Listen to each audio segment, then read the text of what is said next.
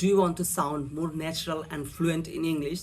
Today I'm going to share 5 phrases in English that you can use in your daily life and you will sound more natural and fluent. Number 1, what's up?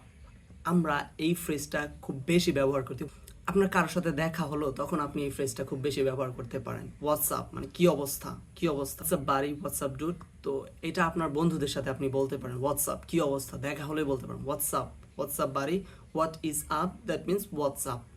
Phrase number 2, long time no see. আপনার একটা বন্ধুর সাথে অনেক দিন ধরে দেখা হয় না, হঠাৎ করে দেখা হয়ে গেল, এরকম সিচুয়েশনে আপনি বলতে পারেন লং টাইম নো সি, মানে অনেক দিন পর দেখা হলো।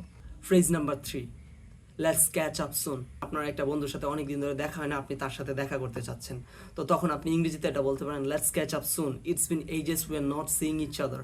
চলো খুব দ্রুত দেখা করি, তো এরকম সিচুয়েশনে বলতে পারেন let's catch up soon. Phrase number 4, I'm in a hurry. আপনি খুব ব্যস্ততার মধ্যে আছেন বা তাড়াহুড়োর মধ্যে আছেন, এইরকম সিচুয়েশনে আপনি এই ফ্রেজটা ব্যবহার করতে পারেন।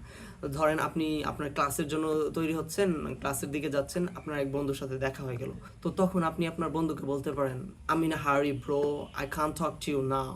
And phrase number 5, better late than never. কখনো না পৌঁছানোর চেয়ে দেরিতে পৌঁছানো ভালো।